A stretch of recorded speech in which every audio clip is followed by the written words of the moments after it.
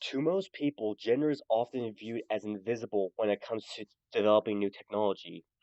This is not due to gender's lack of importance in the process, but rather that gender affects us in so many subtle ways most of us are simply unaware of it. Gender has long been viewed as a black and white binary system when it comes to developing new technologies, with people very easily fitting into two distinct categories. But as time goes on, these categories have become far more blurred and complicated.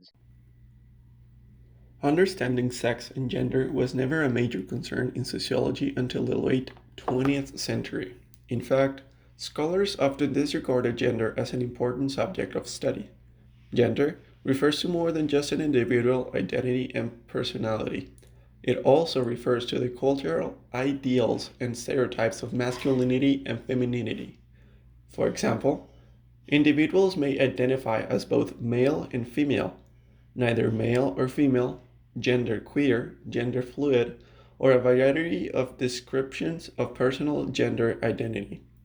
When we look at the study of technology with this in mind, then we realize that after gender is absent from these discussions, and that two observations can be made: that technologies are often treated as neutral objects and are designed with neither a specific gender nor a specific user in mind, and that technologies are perceived as impacting all sexes equally, without considering that people's bodies are different. The debate around women and technology is historically grounded in discussions of women in science, household work, and paid labor.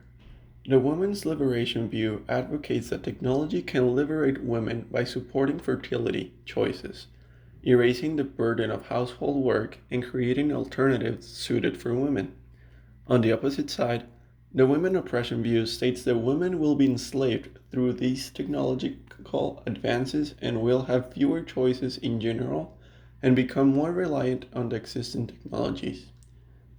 The reason advances in reproductive technologies are so contested is that birth control is perceived as a part of the patriarchal structure in society, by further enabling male domination of women and their bodies. The women inclusion view tries to move away from simple deterministic perspectives and advocates that women need to be more integrated in technological development and not only as a user in technology. Household technology. Household technology, or domestic technology, is defined as different types of technology used in the household on a weekly or even daily basis. This includes things such as vacuum cleaners, dishwashers, and irons.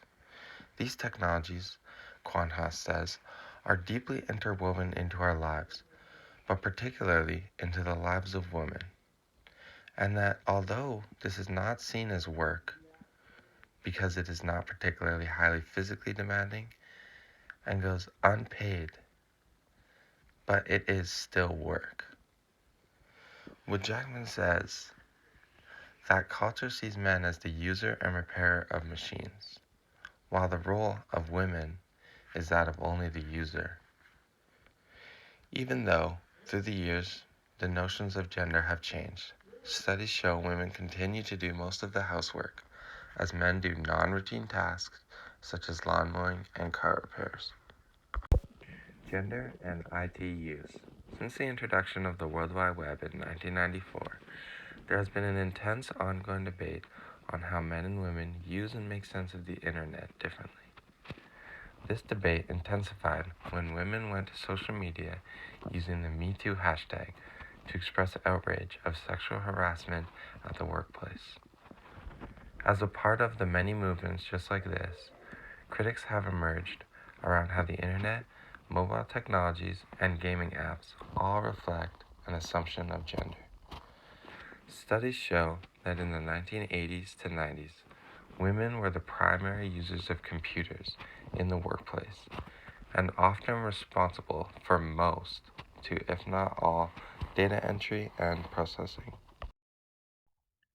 Social media's ability to bring people together has proven itself more times than can be counted. The most significant of these examples being in the late 2000s, where social media was used to start the Me Too movement. which started off as a rarely used hashtag used to bring comfort to sexual assault victims, soon broadened in horizon to become a rallying cry for any victims from rape and or sexual violence of all kinds. Giving people a place to vent, share, and talk about their issues has allowed them to unite together in hopes of fixing these issues, all the things that would not be possible without the use of the internet. The ability to collaborate with people from overseas has led to numerous social developments over the centuries and will continue to lead to even more social growth and change. Technology and the body. When it comes to design and development, Kwanha states the body is often erased.